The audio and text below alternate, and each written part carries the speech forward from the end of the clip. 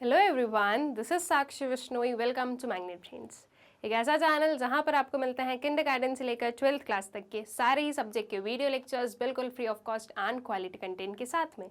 Video lectures के साथ साथ में मैग्नेट ब्रेन्स आप लोगों को प्रोवाइड कर रहा है books and e books of various subject and various classes. ये बुक्स एंड ई बुक्स बहुत ही हाई क्वालिटी कंटेंट से एनरिच्ड हैं, जो कि आप लोगों को आपकी प्रिपरेशन में बहुत ही ज़्यादा हेल्प करने वाली है। इफ़ अगर आप इन बुक्स एंड ई बुक्स को एक्सेस करना चाहते हैं तो डिस्क्रिप्शन बॉक्स में आपको एक लिंक मिलेगी, उस पर क्लिक कीजिए। उसके बाद में एक फॉर्म ओपन होगा, उस फॉर्म को फिल कर सबमिट कर दीजिए। उसके बाद में हमारी जो टीम है वो बहुत ही जल्द आप लोगों से कनेक्ट करेगी। इसी अच्छी बात के साथ में स्टार्ट करते हैं स्टूडेंट्स अपने इस लेक्चर को, जिसमें हम लोग देखेंगे हमारी जो क्लास 12th इकोनॉमिक्स है, इसमें हमारी जो बुक है इंडियन इकोनॉमिक डेवलपमेंट, उसका जो चैप्टर है liberalization, privatization and globalization and appraisal, उसके long answer type questions.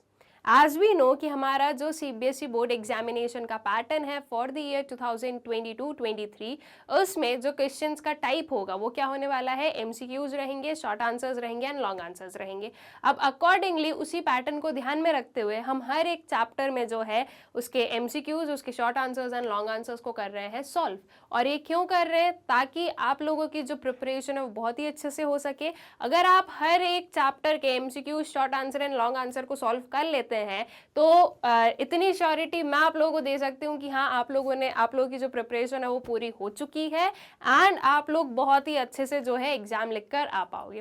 Because देखिए होता क्या है कि जब इतने सारे क्वेश्चंस आप सॉल्व कर रहे हो तो आपको पता है कि क्वेश्चन किस टाइप के आ सकते हैं, क्वेश्चंस को सॉल्व कैसे करना है, उन्हें आंसर कैसे करना है, ये आपको पता है, राइट। और फिर उसके बाद में जो है आपकी उतनी राइटिंग हैबिट भी हो जाती है, आपको लिखने आने लगता है कि आंसर्स को कैसे लिखना है। तो इन शॉर्ट जो आप लोग मोस्ट इंपॉर्टेंट क्वेश्चंस या इंपॉर्टेंट क्वेश्चंस बोलते हैं उसे भी जो है हम इसी में इंक्लूड कर लेंगे कि हाँ भाई, ये जो पर्टिकुलर क्वेश्चंस है ये अगर आप लोगों ने सॉल्व कर लिए तो आपका जो पूरा सिलेबस है, आपका जो पूरे क्वेश्चंस है वो क्या हो जाएंगे, अच्छे से सॉल्व हो जाएंगे।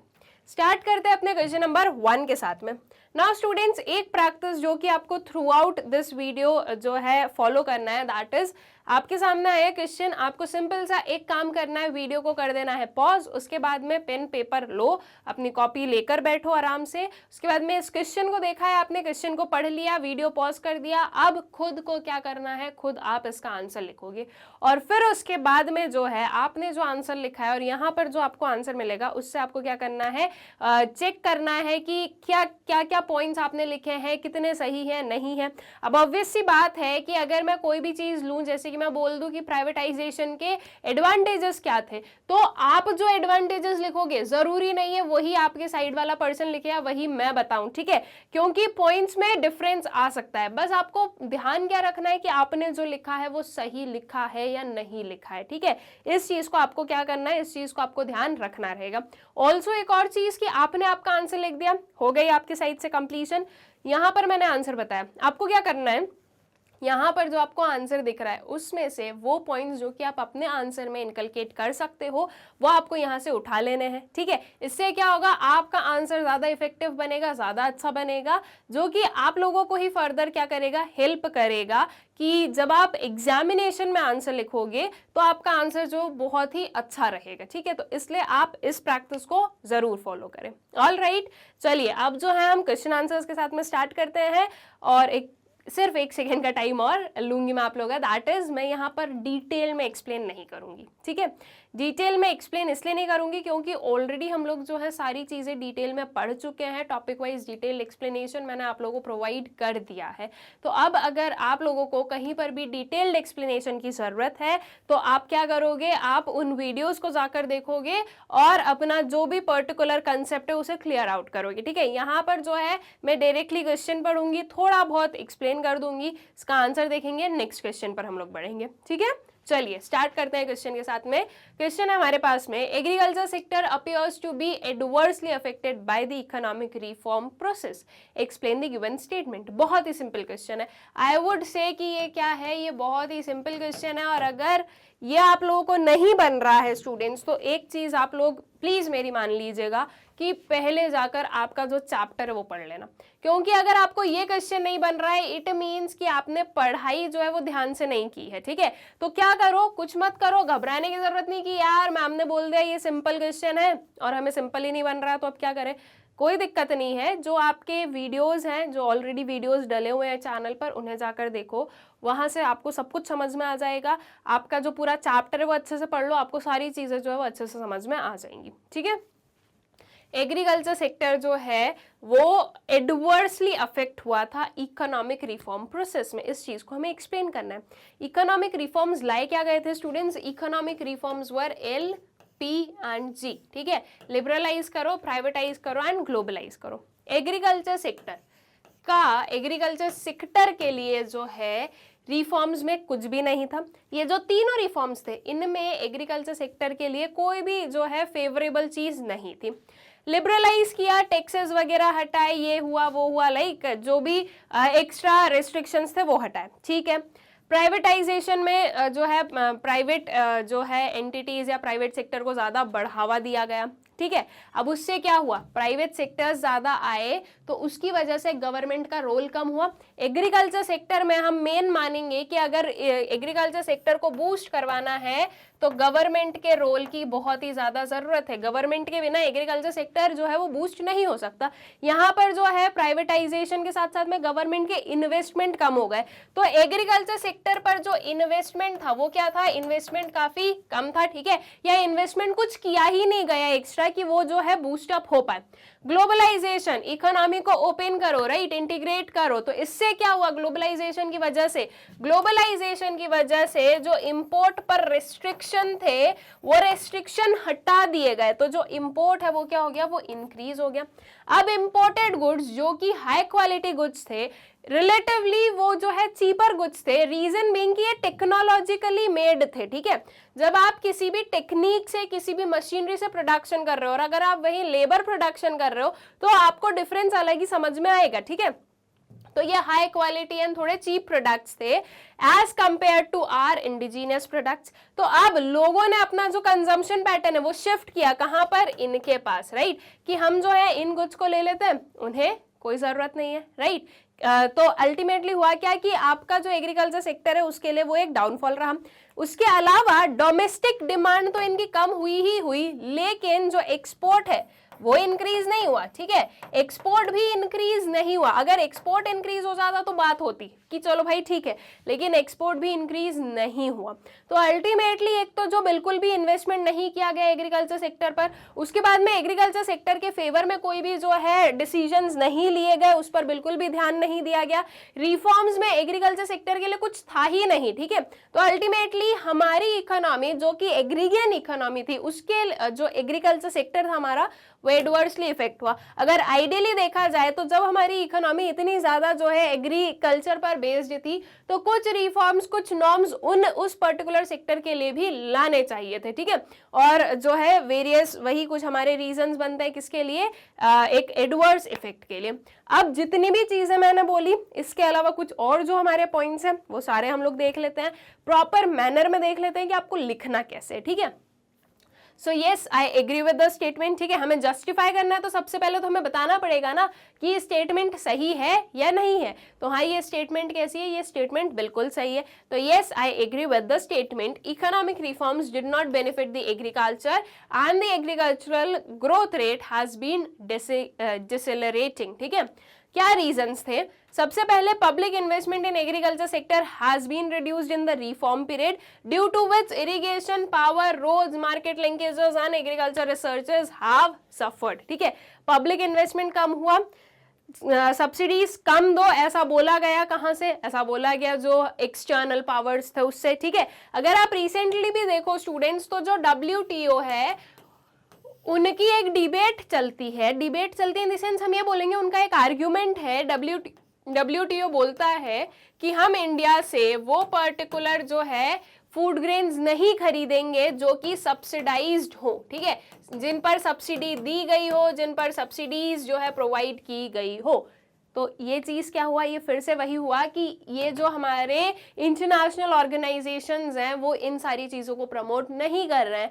लेकिन अगर हम अपनी कंट्री की जो भी पर्टिकुलर सिचुएशंस हैं उन्हें देखते हुए अगर गवर्नमेंट नहीं सब्सिडीज प्रोवाइड करेगी, नहीं एमएसपी पर जो है फूड ग्रेन्स को खरीदेगी, तो अल्टीमेटली जो हमारे फार्मर्स है वो बहुत ज्यादा सफर करेंगे। ठीक है, इस सब्सिडाइज का मतलब ये था कि एमएसपी जो रेट होती है उस पर अगर खरीदे गए फूड ग्रेन्स हैं तो वो जो है WTO एक्सेप्ट नहीं करता कि वो हम वर्ल्ड में ट्रेड करें। ठीक है, तो उसके अलग रीजंस हैं कि भाई वो थोड़ा जो है फिर चीप रेट्स पर आ गया है, तो ये हो गया है, तो वो हो गया है। ठीक है, तो वो वेरियस रीजंस होते हैं, तो वो WTO के अलग रीजन है, लेकिन हमारी कंट्री के हिसाब से तो हमें प्रोवाइड करना पड़ेगा ना। गवर्नमेंट को अपनी कंट्री के लोगों के बारे में सोचना पड़ेगा, राइट। तो बस वही चीज हुई कि जो ऐसी कुछ चीजें थी वो ये जो इंटरनेशनल ऑर्गेनाइजेशंस थे उन्होंने मना किया।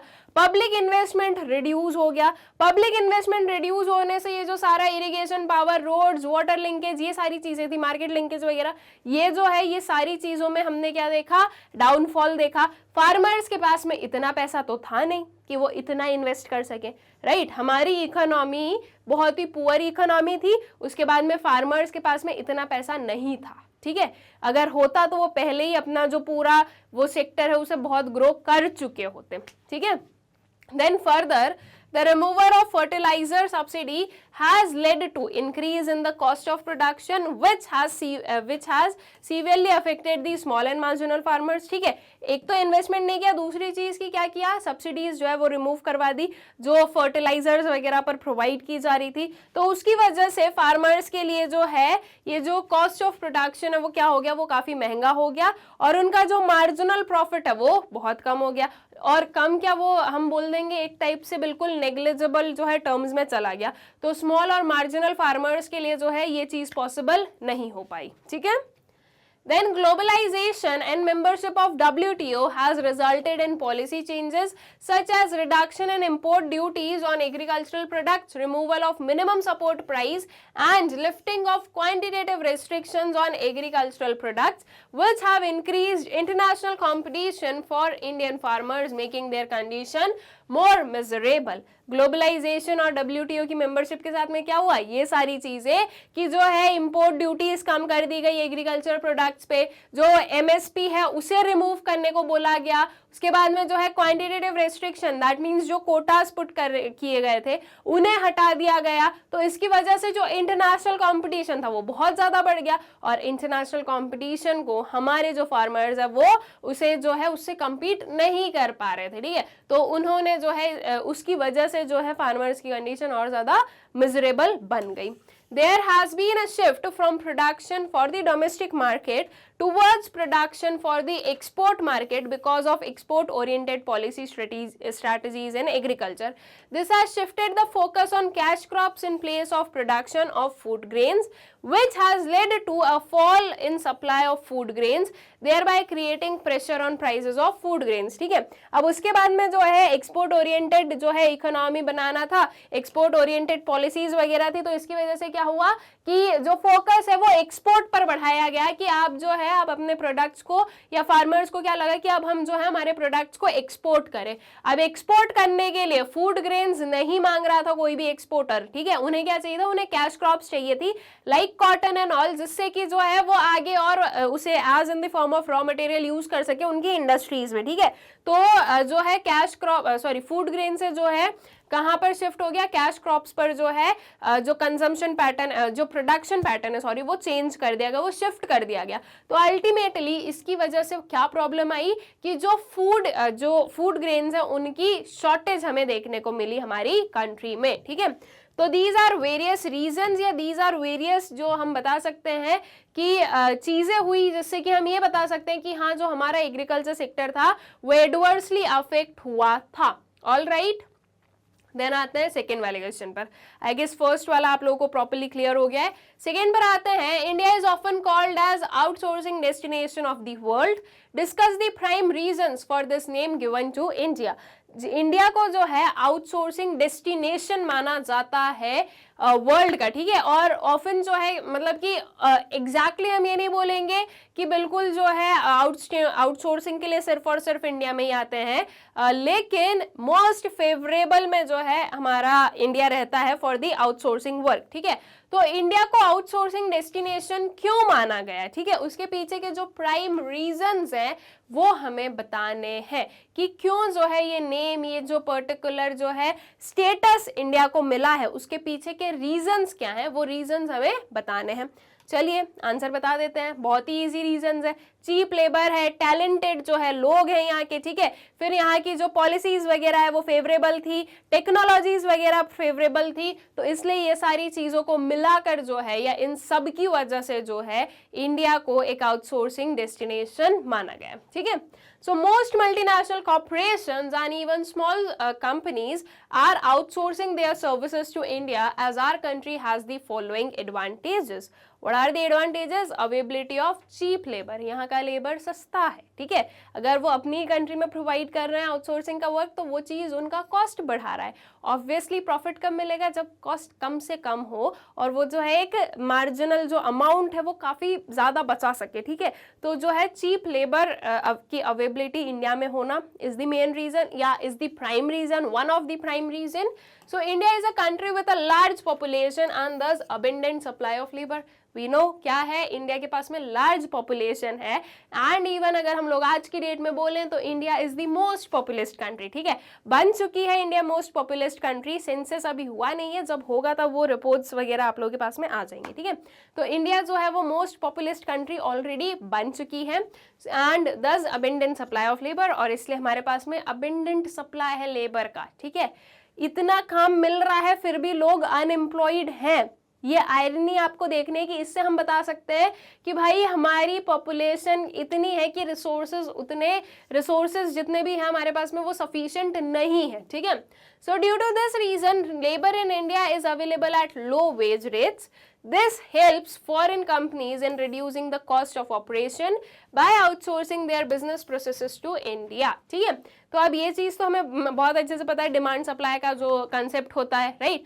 क्योंकि डिमांड क्या है, डिमांड लाइक उधर से डिमांड कम है और उधर से सप्लाई बहुत ज़्यादा है, तो क्या हो जाएगा, प्राइजेस कम हो जाएंगे, ठीक है। दैट मीन्स लेबर का सप्लाई बहुत है एज कम्पेयर टू डिमांड, तो जो वेज रेट्स है वो क्या हो जाएंगे, वेज रेट्स कम हो जाते हैं और इसीलिए जो है चीप लेबर मिल पाता है इंडिया में, ठीक है।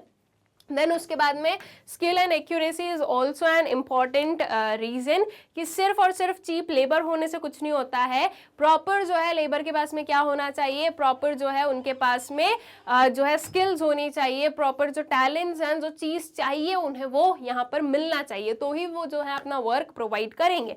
तो स्किल एंड एक्यूरेसी जो है वो भी इसमें आएगा। So India has a wide pool of talent in the form of educated and trained youth who have the required skills and can work with accuracy in the business processes such as accounting, record keeping, IT consultancy, etc. Here outsourcing plays a vital role. It gives a platform to the people so that they can enhance their skills, and secondly they need low training period and thus low cost of training.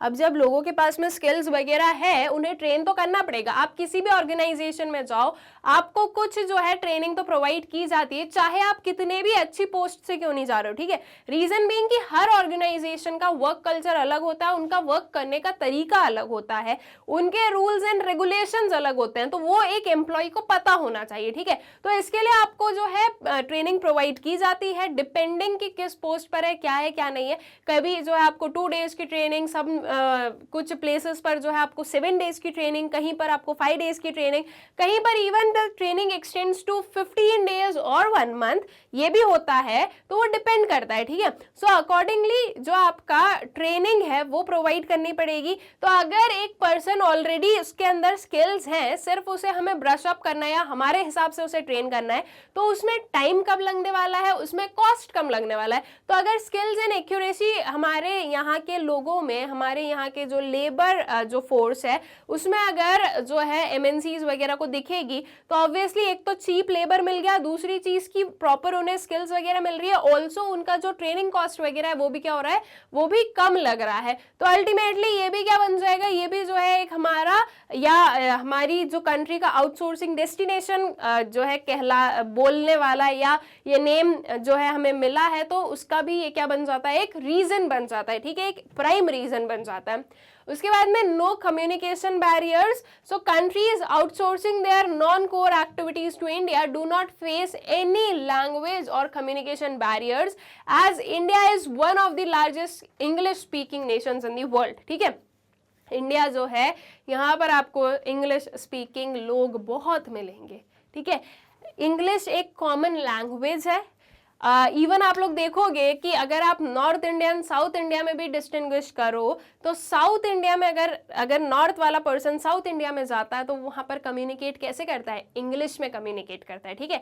You can't communicate there in Hindi because वो उन लोगों को समझ में नहीं आएगी, या तो आपको उनकी जो नेटिव लैंग्वेज है उसमें कम्युनिकेशन करना पड़ेगा या फिर इंग्लिश में करना पड़ेगा, ठीक है। अब सेम वेज कि जब वो सदर्न इंडिया वाला पर्सन अगर नॉर्थ इंडिया में आएगा तो वो कैसे कम्युनिकेट करेगा, ही और she will also be communicating in English, ठीक है, क्योंकि उन्हें हिंदी नहीं आती है ना, तो वो इंग्लिश में कम्युनिकेट करेंगे। तो अगर हम यहीं पर देखें, हमारी ही कंट्री में देखें, तो इंग्लिश का हम देख सकते हैं कि एक काफी जो है वाइटल रोल है in communication.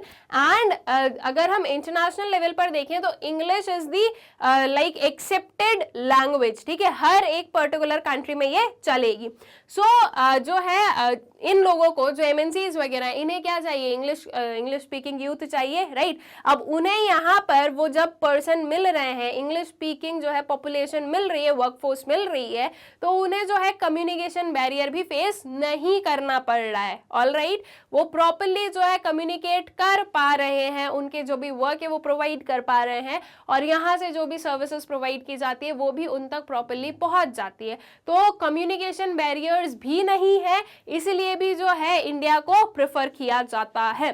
Then government support, ये भी एक मेजर रोल प्ले करता है, बिकॉज हमारे यहाँ पर गवर्नमेंट क्या है, स्टेबल है, बिकॉज हमारे यहाँ के रूल्स जो हैं वो जो है इन आईटी कंपनीज या इन एमएनसीज के फेवर में है, या हम ये बोल सकते हैं कि हाँ उनके जो है बहुत ज़्यादा, हम ये नहीं बोलेंगे रिजिड नहीं है, तो वो लोग क्या कर पाते हैं, ये जो वेरियस एमएनसीज या आईटी कंपनीज है ये अपना वर्क आउटसोर्स कर पाते हैं। तो गवर्नमेंट सपोर्ट भी बहुत ही ज़्यादा ज़रूरी हो जाता है, ठीक है। किसी आप जो है ऑटोक्रेटिक कंट्री में जाओ और वहाँ पर बोलो कि नहीं हमें ये वर्क प्रोवाइड करना है, वहाँ पर आपको गवर्नमेंट हो सकता है ना जो है अलाउ करे, ठीक है। But India being democratic country and also जो हमारी गवर्नमेंट है वो सारे काइंड ऑफ प्रोफेशन को क्या करती है, प्रमोट करती है, तो अल्टीमेटली यहाँ पर वो सारी प्रॉब्लम्स नहीं फेस करनी पड़ती है, ठीक है। So India is a safe destination for outsource as it has a stable government which has taken several initiatives over the years to promote India as an outsourcing destination, ठीक है। Then continuity and risk management, so periods of high employee turnover will add uncertainty to the operation. Outsourcing will provide a level of continuity to the company while reducing the risk that has substandard levels of operation would bring to the company, ठीक है। तो एक continuity और risk management की भी क्या हो जाती है, एक मेजर चीज हो जाती है कि भाई अगर उन्होंने कोई काम दिया तो वो कंटिन्यूअसली क्या हो, चलता रहे, ठीक है। ये नहीं कि किसी ने जो है अगर छोड़ दिया काम तो वो काम फिर कोई मतलब उस पोस्ट पर कोई और आ नहीं रहा है, ये सारी चीजें, तो ये सारी प्रॉब्लम्स भी जो है इंडिया में फेस नहीं करनी पड़ती है इन वेरियस जो आउटसोर्सिंग कंपनीज है उन्हें, ठीक है। So ultimately we can say these are some of the prime reasons जिसकी वजह से इंडिया जो है वो एक जो है आउटसोर्सिंग डेस्टिनेशन कहलाता है वर्ल्ड में एंड मोस्ट फेवरेबल भी है, all right. So I guess question is clear to you. एक और चीज है, मतलब कि एक और इसमें जो है पॉइंट हम लोग ले सकते हैं, that is reduced overhead cost of performing back office functions are extremely high, but due to the outsourcing of various functions it has become cheaper and convenient to use. अगर ये जो वेरियस एमएनसीज आईटी कंपनीज है, या अगर इनका काम जो backend वाला काम है अगर वो खुद करेंगे या खुद की कंपनीज में करवाएंगे तो वो कॉस्ट बहुत ज़्यादा बढ़ा देता है। तो ये क्या करते हैं, ये आउटसोर्स कर देते हैं उस वर्क को, ठीक है, कि अभी जो है हम इसे आउटसोर्स कर देते हैं, तो आउटसोर्स करने से जो है उन्हें काफ़ी चीप जो है कॉस्ट में क्या हो जाता है, या चीप जो है प्राइसेस में जो है उनका काम हो जाता है, तो अल्टीमेटली कॉस्ट कम लगेगा, ठीक है। तो these are various reasons for the outsourcing या for India being the most favored या most favorable जो है outsourcing destination. All right.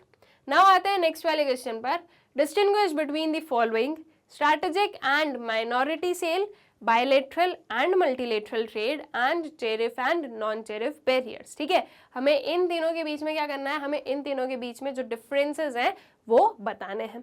अब वन बाय वन जो है हम इन तीनों के ही डिफरेंसेस देख लेते हैं और जो वेरियस पॉइंट्स हैं उनसे हम लोग समझ लेते हैं। ठीक है, सो स्टार्ट करेंगे किससे, हम स्ट्रैटेजिक एंड माइनॉरिटी सेल से स्टार्ट करेंगे। डिफरेंसेस है टेबल के फॉर्म में लिख देंगे तो बहुत ही अच्छी बात है। पैराग्राफ को आपको अवॉइड करना है जब भी आपके पास में डिफरेंसेस वाले क्वेश्चन आ जाए तब। ठीक है, तो चलिए सबसे पहले जो है strategic sale and minority sale का जो डिफरेंस है वो देख लेते हैं। तो strategic sale involves minimum 51% stake of public sector unit to the private sector. ठीक है, स्ट्रैटेजिक सेल में क्या हो रहा है, स्ट्रैटेजिक सेल में हमें याद रखना है कि मिनिमम जो है 51% जो है जो पब्लिक सेक्टर का स्टेक है वो क्या किया जाएगा, वो डिसबर्स किया जाएगा, वो सेल वो जो है वो सेल किया जाएगा टू द प्राइवेट सेक्टर। ठीक है, एंड माइनॉरिटी सेल में हम क्या बोलेंगे, minority sale involves the sale of less than 49% stake of the PSU to the private sector. अब स्ट्रैटेजिक सेल में जो कंपनी है उसे क्या कर दिया, उसे प्राइवेट बना दिया है और माइनॉरिटी में वो पब्लिक हैंड्स के अंदर ही रहेगी। ठीक है, 49% से कम करना है, दैट मीन्स माइनॉरिटी में सेल जो है मतलब कि मेजॉरिटी जो स्टेक्स है वो पब्लिक सेक्टर अंडरटेकिंग के पास में ही रहने चाहिए। The control and management of PSU is transfer to the public sector. अब 51% कर दिया तो जो है प्राइवेट सेक्टर के पास में कंट्रोल और मैनेजमेंट चला जाएगा, लेकिन माइनॉरिटी में वो चीज नहीं होगी। So the control and management of PSU remains with the government as it holds the majority stake. ठीक है, देन जो है उसका नेक्स्ट पॉइंट देखें तो it is done through a process of competitive bidding and subsequent sales to a partner and minority disinvestment are made via public offers. ठीक है, so this is the difference between the strategic sale and minority sale. ठीक है, I guess ये difference clear है। next वाले difference पर आ जाए, that is the tariff barriers and non-tariff barriers.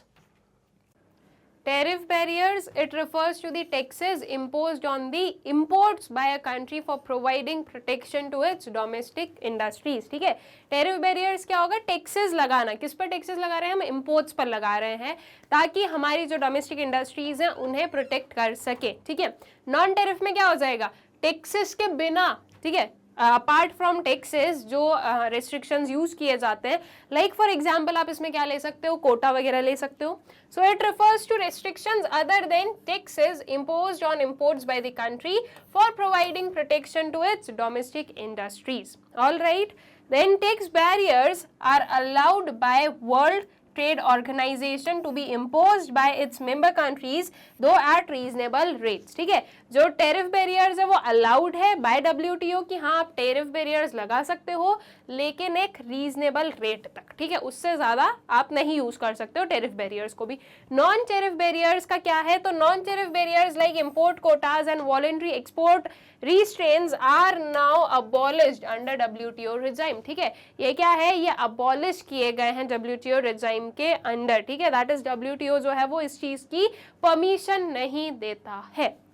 Tariff barriers are more explicit and non-tariff barriers such as sanitary conditions and the labor issues are not that explicit. All right, so I guess कि tariff barriers and non-tariff barriers जो हैं वो आप लोगों को clear है, इनके बीच का जो डिफरेंस है वो क्लियर हो गया है। ठीक है, देन उसके बाद में नेक्स्ट वाला जो है bilateral trade and multilateral trade. Bilateral trade क्या हो गया, दो कंट्रीज के बीच का ट्रेड, एंड मल्टीलेटरल दो कंट्रीज से ज्यादा। ठीक है, दैट मीन्स आप डिफरेंट कंट्रीज के साथ में क्या कर रहे हो, ट्रेड कर रहे हो। So bilateral trade it is the trade agreement between two countries and multilateral it is a trade agreement among more than two countries. ठीक है, दो कंट्रीज से ज्यादा का हो गया। Separate negotiation required to be done with different countries on one to one basis. ठीक है, जब हम बायलेटरल ट्रेड की बात करते हैं तो सेपरेट जो है नेगोशिएशंस क्या करने पड़ेंगे, रिक्वायर्ड है वन ऑन वन बेसिस पर। ठीक है, कि हाँ भाई अगर जो है इंडिया और रशिया के बीच में ट्रेड है तो ये वन ऑन वन क्या होगा, नेगोशिएशन होगा। रशिया अपनी डिमांड्स रखेगा, इंडिया अपनी डिमांड्स रखेगा, देन अल्टीमेटली जाकर जो है दोनों धीरे धीरे कर जो है थोड़ा एडजस्टमेंट इंडिया करेगा, थोड़ा रशिया करेगा, ऐसे जाकर जो है एक ट्रेड एग्रीमेंट होगा। ठीक है, तो वन ऑन वन नेगोशिएशन होता है in bilateral trade and multilateral negotiation done with many countries together which saves time। ठीक है। इसमें क्या हो गया, नेगोशिएशन एक साथ में आप बहुत सारी कंट्रीज के साथ में कर रहे हो, ठीक है, एक ही टाइम पर। ये नहीं कि एक टाइम पर सिर्फ आपस में एक ही कंट्री से हो रहा है, बल्कि आप एक ही टाइम पर वेरियस कंट्रीज के साथ में क्या कर रहे हो, नेगोशिएशन कर रहे हो। So bilateral trade encourages economic cooperation between two countries and this encourages globalization integrating any country of the world, ठीक है।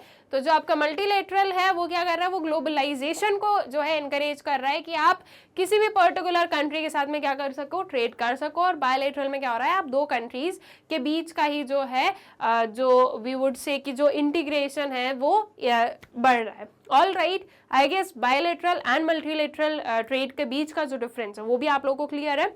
चले आगे नेक्स्ट वाले क्वेश्चन पर। How has the economic reforms affected the social justice and welfare in economy, ठीक है, या in India, ठीक है। तो जो इकोनॉमिक रिफॉर्म्स थे स्टूडेंट्स, उनकी वजह से, या जो इकोनॉमिक रिफॉर्म्स थे उन्होंने जो सोशल जस्टिस और वेलफेयर है इंडिया में वो कैसा अफेक्ट किया, ठीक है, वो किस वे में अफेक्ट किया। ऑल राइट, वो हमें बताना है कि अगर हम इन इकोनॉमिक रिफॉर्म्स की बात करें ऑन द बेसिस ऑफ या on the grounds of social justice and welfare, तो क्या वो सही रहे या वो नहीं रहे। अब ये चीज क्या है, ये थोड़ा सा इंटेलेक्चुअल क्वेश्चन पूछा गया है, आपकी जो है लॉजिकल रीजनिंग के बेसिस पर पूछा गया है कि आपको कैसा क्या लगता है। ये एग्जैक्टली ऐसा का ऐसा इसका जो आंसर है वो अगर हम लोग देखें हमारी बुक्स में तो कॉपी पेस्टेड आंसर आपको कहीं नहीं मिलेगा। जो हमने वेरियस चीजें पढ़ी है उससे जो हम लोग एनालाइज कर पाए हैं उसके बेसिस पर जो है वेरियस हमें पॉइंट्स मिलेंगे और उन्हीं सबको हमें क्या करना है, उन्हीं सबको जो है हमें एक साथ में एक प्रॉपर आंसर में बाइंड करके लिखना है, ठीक है। तो इस आंसर को तो आपको जरूर अटेम्प्ट करना है without seeing the answer here. आप लोग बिल्कुल वीडियो को पॉज कीजिए और इस क्वेश्चन का आंसर कीजिए, ठीक है, बिकॉज ऐसे कुछ क्वेश्चंस होते हैं वो सीबीएसई फंसाता ही है एक आध तो, ठीक है। तो वो आप लोगों को पता होना चाहिए कि कैसे आंसर करना रहेगा अगर ऐसा कोई क्वेश्चन आता है आप लोगों के सामने तो। ऑल राइट, तो चलिए अब जो है हम इसका आंसर देख लें कि जो सोशल जस्टिस और वेलफेयर है उसको, उस पर क्या अफेक्ट हुआ है, उसका क्या इफेक्ट हुआ है, उस पर क्या इफेक्ट हुआ है किसका, एलपीजी रिफॉर्म्स का, ठीक है। So some studies have stated that there existed deep-rooted inequalities in Indian society and the economic reform policies were initiated by the government 1991 further aggravated the inequalities। हम ये नहीं बोल रहे कि रिफॉर्म्स आए तो इनइक्वालिटीज आई, इनइक्वालिटीज तो पहले से थी, ठीक है, डीप रूटेड है वो बहुत पुराने टाइम से चलती आ रही है कि हाँ अगर हम लोग देखें अगर हम लोग देखें बिफोर ब्रिटिशर्स जो रूलर्स जो है हमारे किंग्स वगैरह हुआ करते थे, ठीक है, तो उसमें क्या था कि हाँ एक किंग है, उसके बाद में देयर आर सम पीपल जो कि उनके जो मेन रहते हैं, जैसे आज प्राइम मिनिस्टर है वैसे उस टाइम पे किंग थे। उसके बाद में जैसे आज प्राइम मिनिस्टर के अंदर वेरियस मिनिस्टर्स काम कर रहे हैं, राइट, वेरियस जो है सेक्टर्स में वर्क कर रहे हैं, वैसे ही किंग के अंदर जो है वेरियस क्या थे, वेरियस मिनिस्टर्स होते थे, राइट, कि हाँ भाई डिफेंस ये देखेगा, फाइनेंस ये देखेगा, वो सारी चीजें होती थी। फिर उसके बाद में हायरार्की नीचे नीचे नीचे नीचे आती जाती थी। उसके बाद में you will see apart from king and all कोई बड़े जमींदार हो गए, then you have the small and marginal farmers, then you have the landless labourers. तो इस वे में हम देख रहे हैं कि जो इनइक्वालिटीज है वो तो बहुत ही पुराने टाइम से चलती आ रही है, ठीक है, ब्रिटिशर्स के पहले से। जब से हम लोगों ने हिस्ट्री पढ़ना चालू किया है, जिस भी पर्टिकुलर फेज से आप हिस्ट्री को देखोगे वहां से आपको ये सारी चीजें देखने को मिलेगी। तो इनइक्वालिटीज तो थी, we are not denying that, लेकिन जो रिफॉर्म्स हुए उससे ये इनइक्वालिटीज और ज्यादा क्या हो गई, और ज्यादा बढ़ गई, ठीक है, और ज्यादा जो है ये एग्रीवेट हो गई है। All right, so reforms led to an increase in the income of those who were already rich, ठीक है। रिफॉर्म से क्या हुआ कि रिफॉर्म से उनकी इनकम बढ़ी जो कि ऑलरेडी क्या थे, ऑलरेडी रिच थे। Quality of consumption of only high income groups increased, economic growth has not trickled down the poorer sections of the society। as we know कि most of the जो हमारी country की population है, जो majority थी वो आज भी एग्रीकल्चर पर ही बेस्ड है और उस टाइम पर तो कुछ ज्यादा ही थी। और इस एग्रीकल्चर में अगर हम बात करें तो ये किस पर्टिकुलर स्टेट में वर्क कर रहा था, दैट मीन्स अगर हम पुअर रिच की बात करें तो agriculture sector was in a poor state, ठीक है। अपार्ट फ्रॉम पुअर स्टेट, इससे मतलब कि जो इनकम वगैरह आती थी वो भी क्या थी, वो भी बहुत नॉमिनल, वो भी बहुत जो है कम होती थी। तो इस पर वर्क करने वाले लोग क्या थे, पुअर ही थे, ऑलराइट। एंड मोस्टली जो मार्जिनल एंड स्मॉल फार्मर्स थे उनके लिए तो बहुत ही प्रॉब्लम वाली बात थी।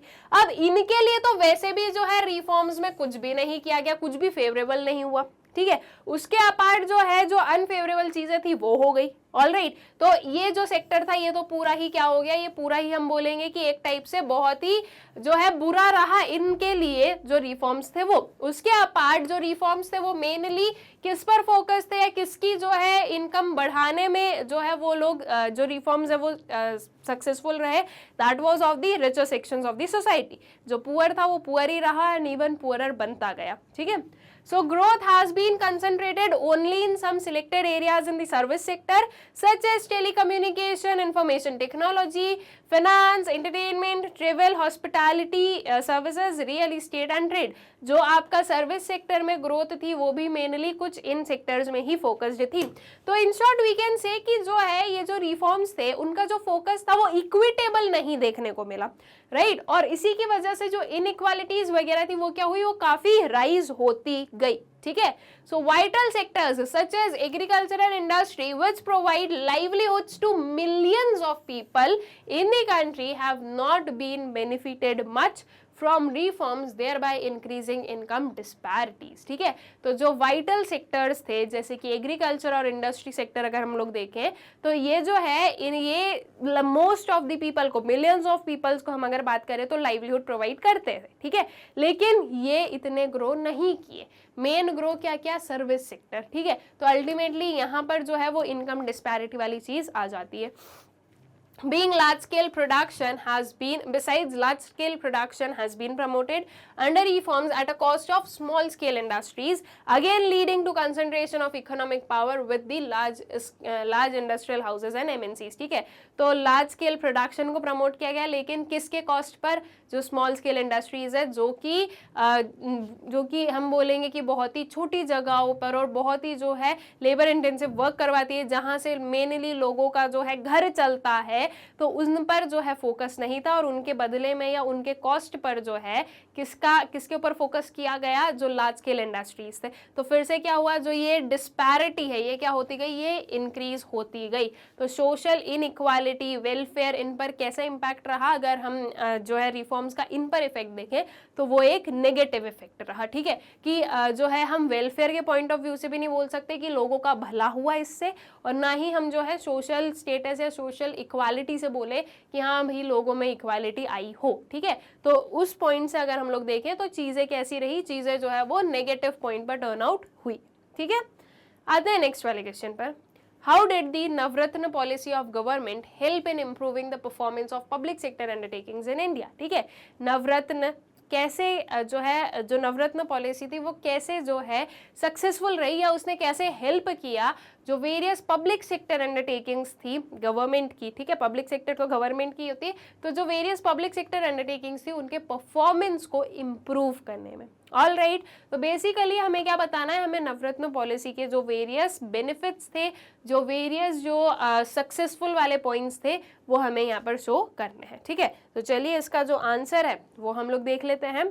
सो the government identified PSUs and declared them as Maharatna, Navratna and Miniratna to improve in order to improve their efficiency and enable them to compete globally, ठीक है। गवर्नमेंट ने यही चीज की कि इंडस्ट्रीज को आइडेंटिफाई किया और उन्हें जो है इन 3 सेक्शंस में क्या किया, डिवाइड किया, ताकि जो है इनकी जो एफिशिएंसी वो बढ़ाई जा सके और ग्लोबल लेवल पर जो है compete करने के लिए उन्हें रेडी किया जा सके, ठीक है। They are given greater managerial and operational autonomy in taking various decisions. Greater operational, financial and managerial autonomy has also been granted to profit-making enterprises referred to as Mini Ratna.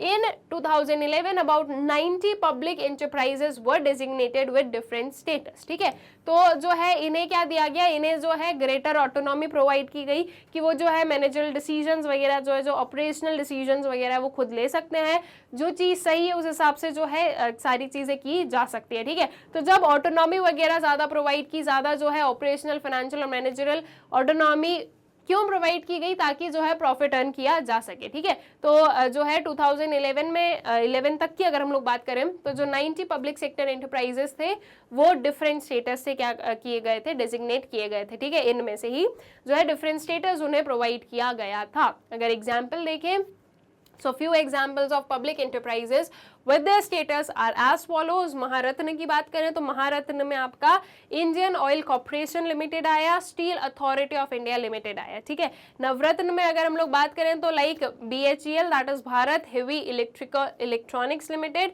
And Mahanagar Telephone Nigam Limited. ठीक है, then you have mini Ratna Bharat Sanchar Nigam Limited, BSNL। ठीक है, then you have the Airport Authority of India, Indian Railway Catering and Tourism Corporation India Corporation Limited. ठीक है, तो ये कुछ जो है हमने क्या कर दिया, एग्जाम्पल के साथ में बता दिया कि देखो कौन कौन सी जो इंडस्ट्रीज है, कौन कौन सी जो पब्लिक सेक्टर अंडरटेकिंग है वो किस पर्टिकुलर स्टेटस के अंदर रखी गई है। सारी याद करने की जरूरत नहीं है, कुछ इतनी ही जो है प्रोमिनेंट है, और मतलब प्रोमिनेंट इन द सेंस कि आप लोग सुनते रहते हो इनके बारे में, और यही जो है आपकी बुक्स वगैरह में भी लिखी गई है। तो हमें ये नहीं है कि 90 ही 90 पता होने चाहिए कि कौन सी का कौन सा स्टेटस है, वो चीज हमें नहीं करना है। थोड़े बहुत पता है, हमने वो चीजें यहाँ पर यूज कर ली है। All right, I guess clear is this thing.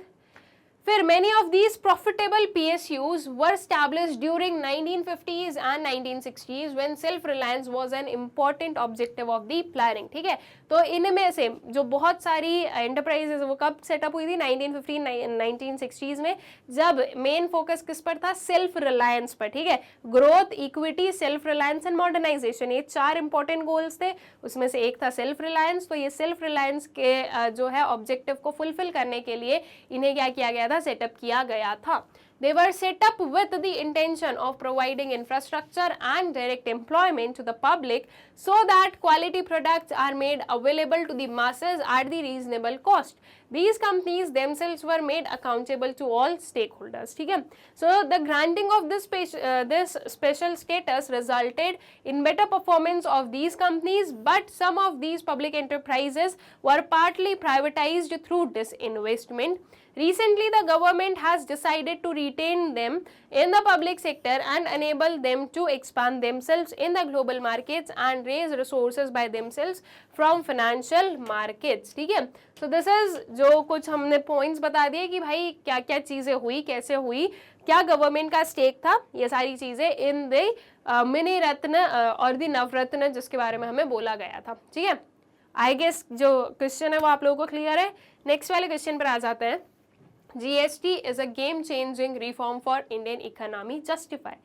GST जो है वो एक गेम चेंजिंग रिफॉर्म रहा है इंडियन इकोनॉमी के लिए। We need to justify this कि हाँ जो GST है वो एक गेम चेंजिंग रिफॉर्म रहा है। ठीक है, तो सबसे पहले तो जस्टिफाई करने के लिए आप लोगों को ये चीज़ आपके माइंड में होना चाहिए, प्रॉपरली क्लियर होना चाहिए कि आप इस चीज़ से एग्री करते हो या डिसएग्री करते हो, क्योंकि उसी के बाद में जो है आप क्या कर पाओगे, उसी के बाद में आप जो है चीज़ों को बता पाओगे। अब एक बात हमेशा याद रखना कि वैसे तो हमें इस पर एग्री ही करना है क्योंकि गेम चेंजिंग रहा है वो, लेकिन अगर हम बोलें कि नहीं ये जो है सही स्टेटमेंट नहीं है, तो आपके जो पॉइंट्स है ना वो इतने वैलिड होने चाहिए, आपके आर्ग्यूमेंट्स इतने वैलिड होने चाहिए कि जो एग्जामिनर है वो आपके मार्क्स कट कर ही ना सके। ठीक है, तो अगर आप येस लिखो या आप नो लिखो, आपको क्या चीज़ ध्यान रखने की आपके जो आर्ग्यूमेंट्स है वो बहुत ही ज़्यादा इफेक्टिव रहें। ठीक है, वो बहुत ही ज़्यादा क्या हो, वो बहुत ही ज़्यादा प्रोमिनेंट रहे। ऑल राइट, तो चलिए जो इसका आंसर है वो देख लेते हैं। GST is the game changing reform for the Indian economy as it will bring the net proportionate price of goods and services. The various factors that have impacted Indian economy are. ठीक है, तो GST जो है वो एक game changing reform रहा है economy में। क्यों? Because it will bring the net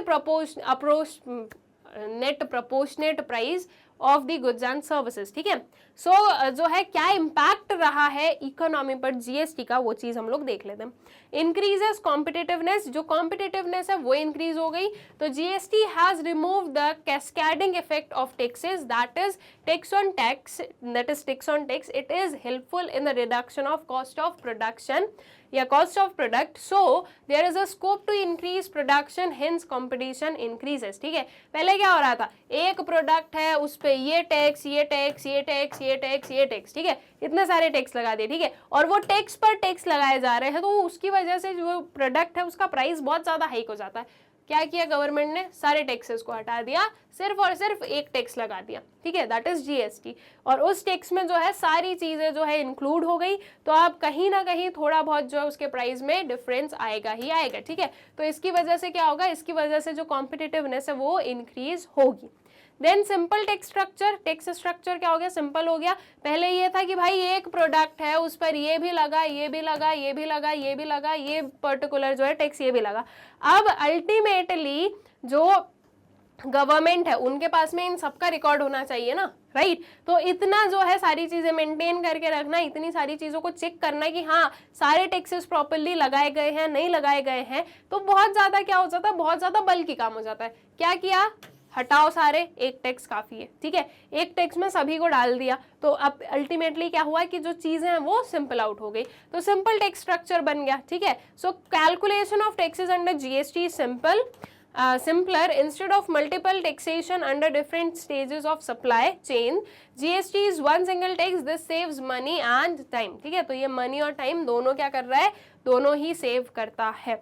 all right, then आ जाए नेक्स्ट वाले, आई मीन नेक्स्ट वाला जो इसका पॉइंट है, ठीक है, नॉट नेक्स्ट वाला क्वेश्चन, नेक्स्ट वाला point, economic union of India. ठीक है, so GST made the trade easier between two states and two countries. Goods can be easily transported from one place to another under the new regime. This encourages businesses to have a pan India presence. ठीक है, तो जो है इससे क्या हो रहा है, ये वाला पेन नहीं लेंगे हम, ये वाला पेन लेंगे, दैट मीन्स कि पूरे इंडिया में जो है इसका प्रेजेंस है। ठीक है, जो आपका जो परमानेंट अकाउंट नंबर है उसे नहीं ले रहे हम लोग यहाँ पर। तो जो है एक इकोनॉमिक यूनियन बना इंडिया में, कि जो पहले हो रहा था कि भाई अगर मैं एमपी से यूपी में अगर कोई गुड्स को ट्रांसपोर्ट कर रही हूँ तो उसमें इतना टैक्स लग रहा है, तो वो कहीं ना कहीं जो है मैं डिस्करेज हो रही हूँ कि यार उस उधर जाते जाते कॉस्ट बहुत बढ़ जाता है ये वो। तो अब क्या हुआ, ये सारी चीजें जो है हट गई और पूरी जो कंट्री है वो क्या हो गई, वो एक बन गई। ठीक है, that means one country one tax वाला जो रिजाइम है वो यहाँ पर अप्लाई किया गया कि एक कंट्री है तो एक कंट्री में एक ही टैक्स लगाओ, ये नहीं अपना अपना स्टेट अपने अपने टैक्सेस लगा रही है। ठीक है, तो वो उस चीज से जो है बचा जा सका और एक जो है इकोनॉमिक यूनियन बना इंडिया का। ठीक है, then uniform tax regime, so GST being a single tax, it has made it easier for the taxpayer to pay taxes uniformly. Previously there used to be multiple taxes at every stage of supply chain where the taxpayer would get confused, which was a disadvantage। ठीक है,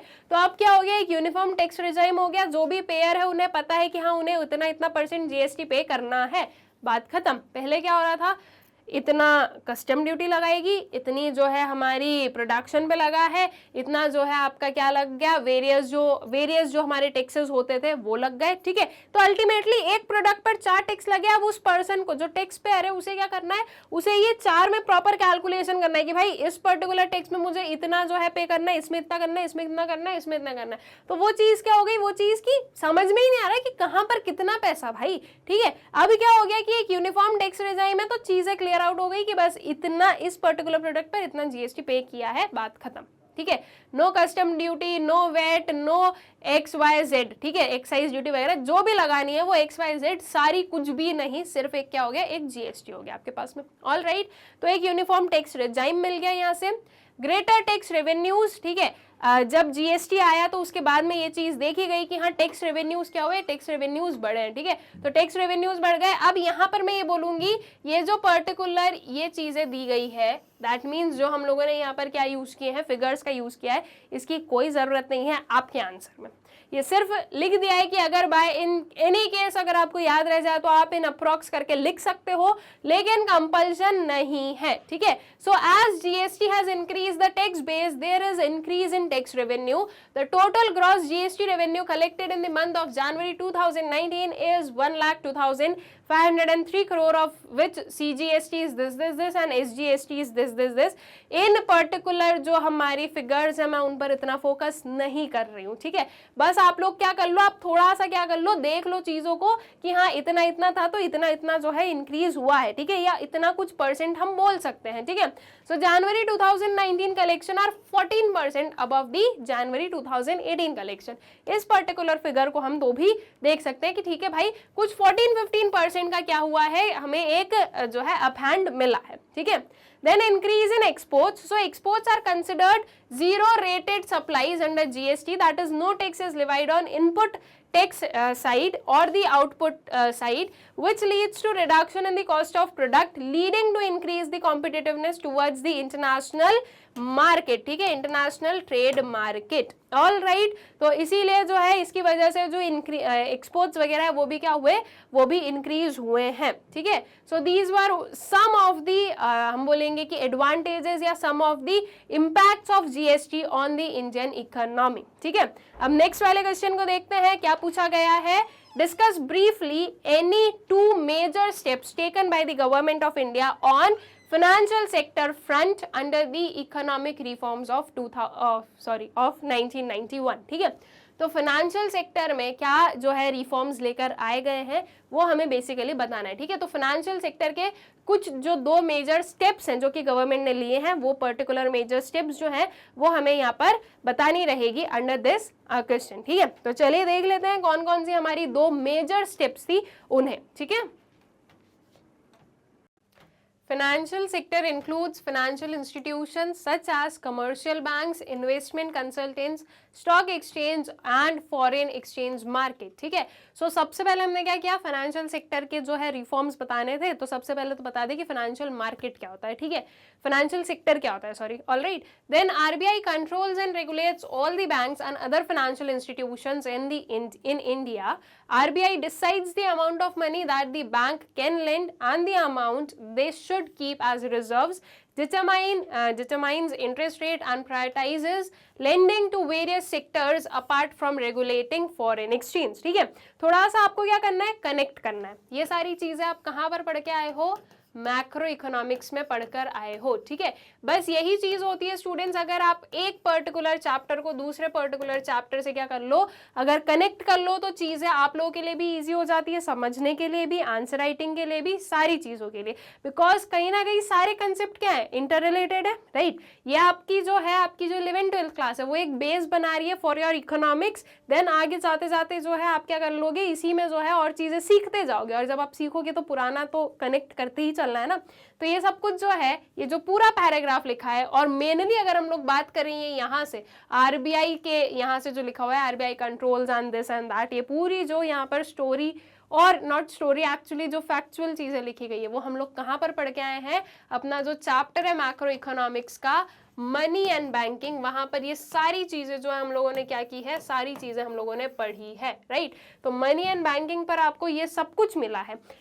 हुआ क्या, जो है चीजें वहां पर पढ़ी हमने, इसमें भी थी, इस चैप्टर में भी थी, लेकिन ऑब्वियसली हमने यहाँ पर जो है थोड़ी ज्यादा जो है एम्फेसिस के साथ में चीजों को पढ़ा है। तो अल्टीमेटली यहाँ से आप उस पूरी जो है आपके जो टॉपिक्स हैं उन्हें उठाकर, जो आपके वेरियस कंसेप्ट हैं उन्हें उठाकर इसके आंसर में लिख सकते हो। क्या हुआ, आपका आंसर अच्छा बना, ठीक है, आपका आंसर ज्यादा इफेक्टिव बना। तो ऐसे जो है आप आपके जो आंसर्स वगैरह हैं उन्हें प्रॉपरली क्या कर सकते हो, उन्हें प्रॉपरली बहुत ही इफेक्टिव मैनर में नोट डाउन कर सकते हो। सो जो है इसका क्या पर्टिकुलर जो वेरियस स्टेप्स रहे, ठीक है, जो दो मेजर स्टेप्स पूछे गए वो हम लोग बता देते हैं। सबसे पहले रोल ऑफ आरबीआई में चेंजेस हुए थे, क्या रोल में चेंज हुआ था वो बेसिकली हमें यहाँ पर बताना है। So one of the major aims of the financial sector reform is to transform the role of RBI from regulator to facilitator of financial sector. This means that greater autonomy may be granted to the financial sector in taking decisions on various matters without consulting the RBI, ठीक है।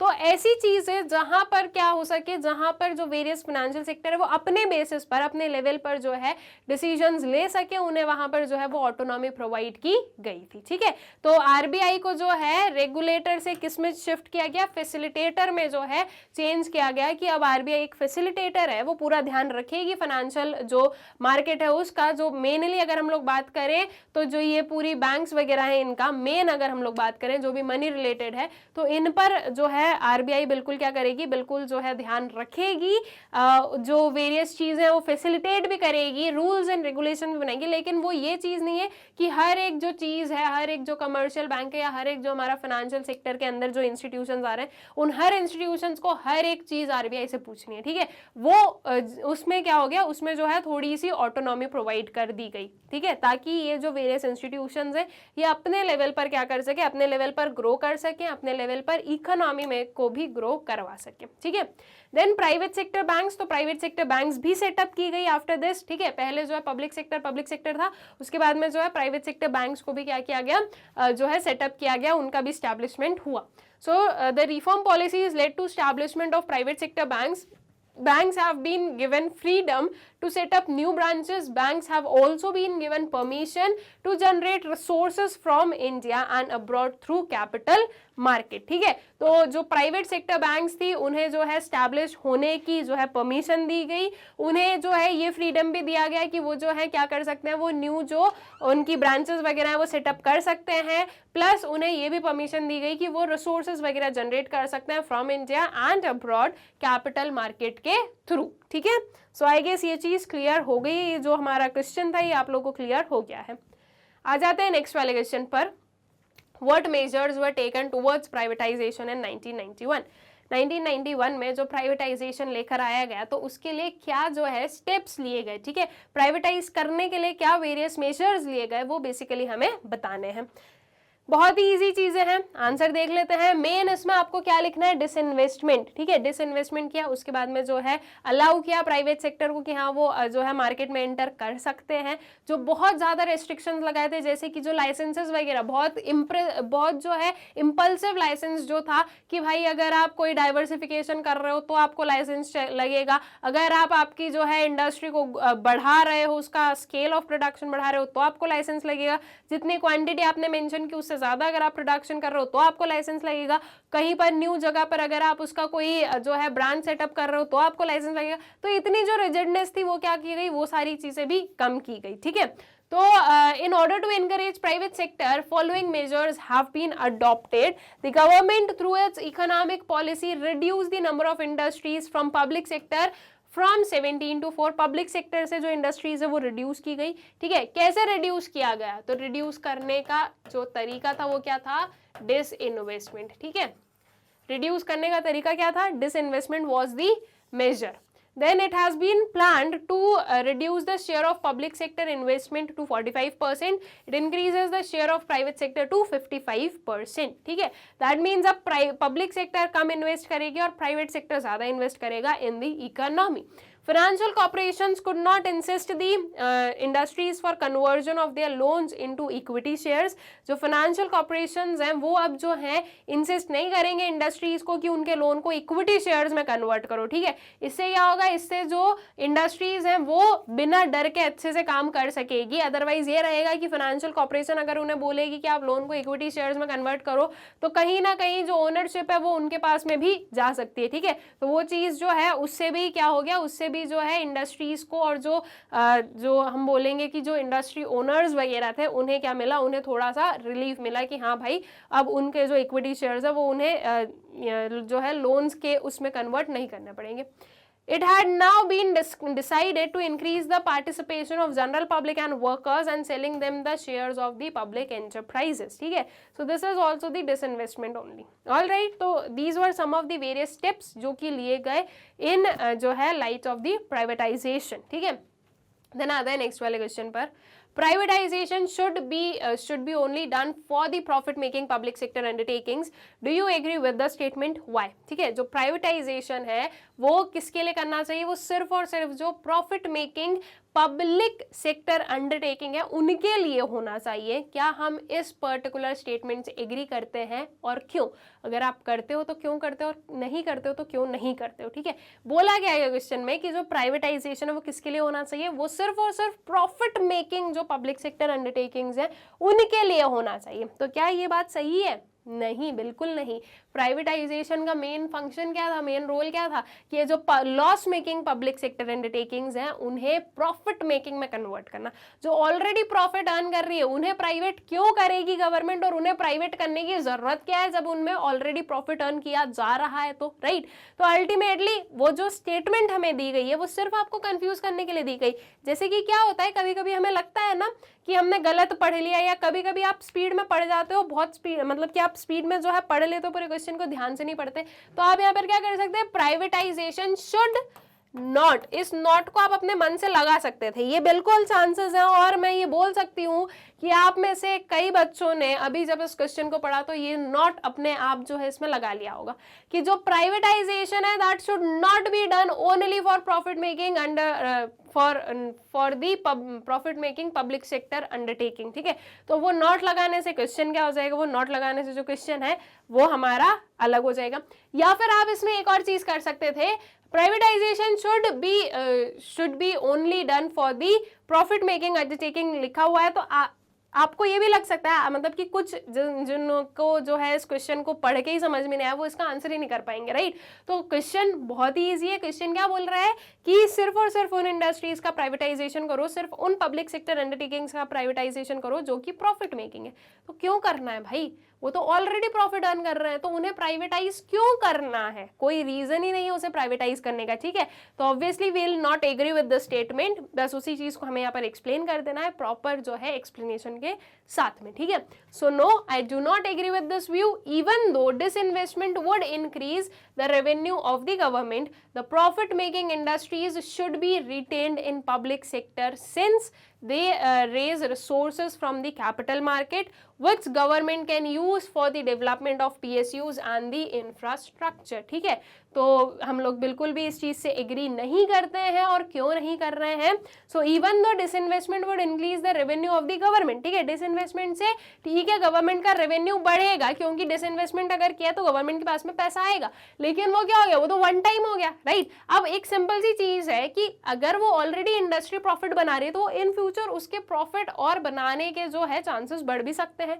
तो क्यों disinvestment करना, अभी जब तक वो profit हमें दे रही है हम क्या करें, उसका प्रॉफिट यूज करें, और फिर अगर लग रहा है कि नहीं अब ये हमसे नहीं संभल रही तो डिसइन्वेस्टमेंट कर देंगे। ठीक है, तो डिसइन्वेस्टमेंट जो है उससे गवर्नमेंट का रेवेन्यू भले ही बढ़ेगा, लेकिन वो चीज नहीं लेंगे हम लोग यहाँ पर।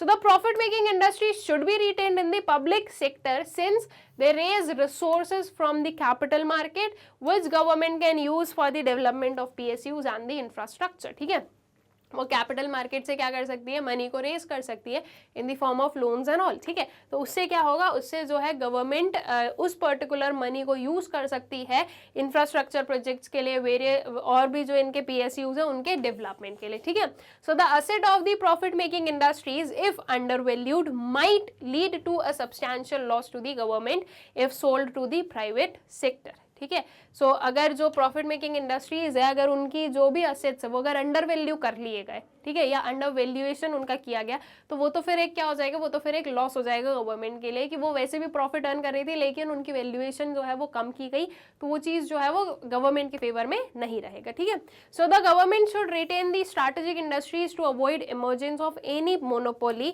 इन द प्राइवेट सेक्टर। ठीक है, तो गवर्नमेंट को क्या करना है, गवर्नमेंट को जो है जो स्ट्रैटेजिक इंडस्ट्रीज हैं उन्हें अपने पास ही रखना चाहिए, ताकि जो है जो मोनोपोली है प्राइवेट सेक्टर की वो इमर्ज ना हो। ठीक है, कि सिर्फ प्राइवेट काम कर रहा है, पब्लिक कुछ नहीं, तो वो मोनोपोली क्रिएट ना हो। ठीक है, मोनोपोली किसी भी काइंड में जो है वो ठीक नहीं रहती है, चाहे वो पब्लिक सेक्टर की हो चाहे वो प्राइवेट सेक्टर की हो। ठीक है, जब मोनोपोली पर आ जाते हैं ना तो चीजें सारी गड़बड़ हो जाती है, फिर जो डिजायर्ड रिजल्ट है वो हमें कभी नहीं मिलते। ठीक है, मोनोपोली में फिर ये हो जाता है कि मैं अकेला काम कर रहा हूँ, मेरा राज है, मेरा जो मन होगा मैं वो करूंगा, वो चीज कभी भी नहीं आनी चाहिए। हमेशा एक कॉम्पिटिशन, एक डर जो है वो बना रहना चाहिए, ताकि हाँ ठीक है हम ज्यादा अच्छा जो है प्रोडक्ट दे, ज्यादा जो है लोगों के वेलफेयर में सोचे। ठीक है, इसलिए मोनोपोली किसी भी काइंड में जो है सही नहीं है। ठीक है, सो नेक्स्ट क्वेश्चन पर आते हैं।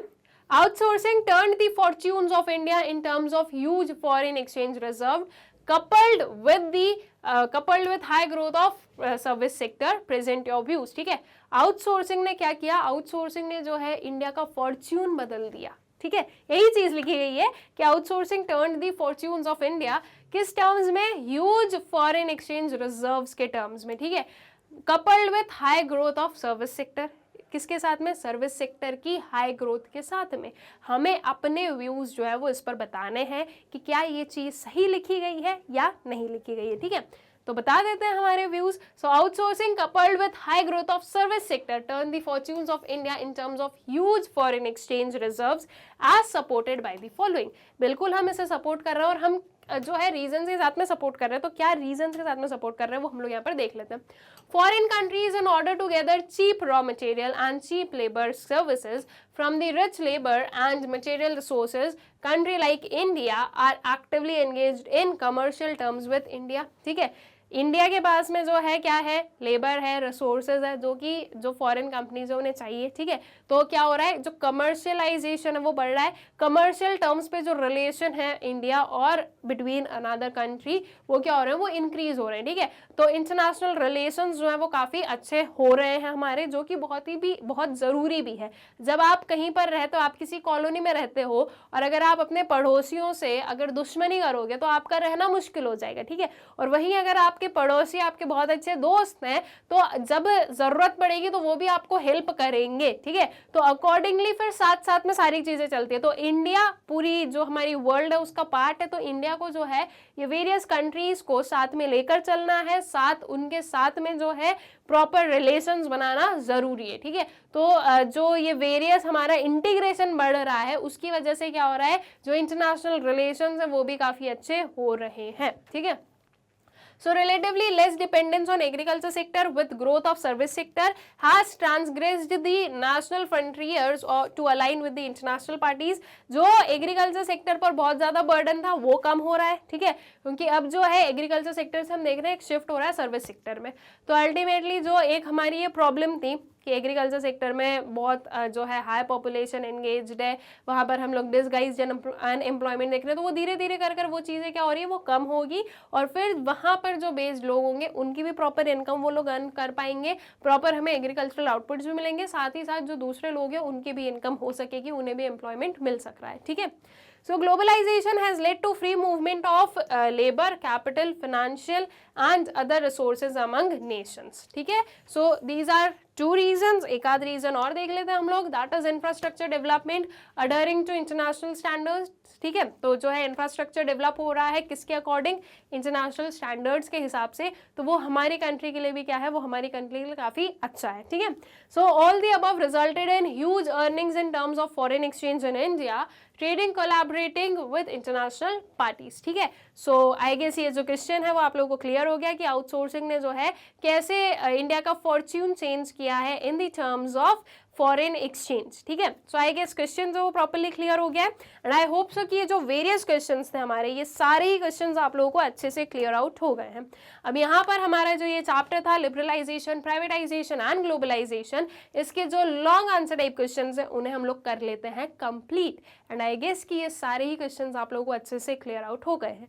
इन केस अगर आपको कोई भी पर्टिकुलर क्वेश्चन में या किसी भी पर्टिकुलर टॉपिक में कोई भी डाउट हो तो वीडियोस ऑलरेडी चैनल पर अवेलेबल है, जिसमें मैंने जो है कंसेप्ट वाइज जो है मतलब टॉपिक वाइज जो है बहुत ही डिटेल में सारी चीज़ों को एक्सप्लेन किया है.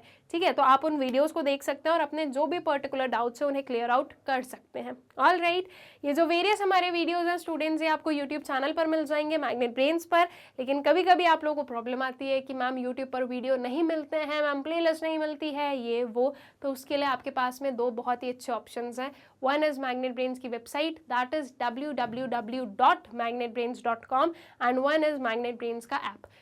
वेबसाइट और ऐप पर सारी जो क्लासेस हैं उनके जो सारे वी वुड से सब्जेक्ट्स हैं, सब्जेक्ट्स के अंदर जो वेरियस चैप्टर्स हैं, उनके जो वेरियस टॉपिक्स हैं, वो बहुत ही सिस्टमैटिक मैनर में जो है सब कुछ आपको अरेंज्ड मिलेंगे. तो वहाँ पर सारे वीडियोस अपलोडेड हैं, मतलब कि वेबसाइट और जो हमारा ऐप है वहाँ पर आपको सब कुछ मिल जाएगा.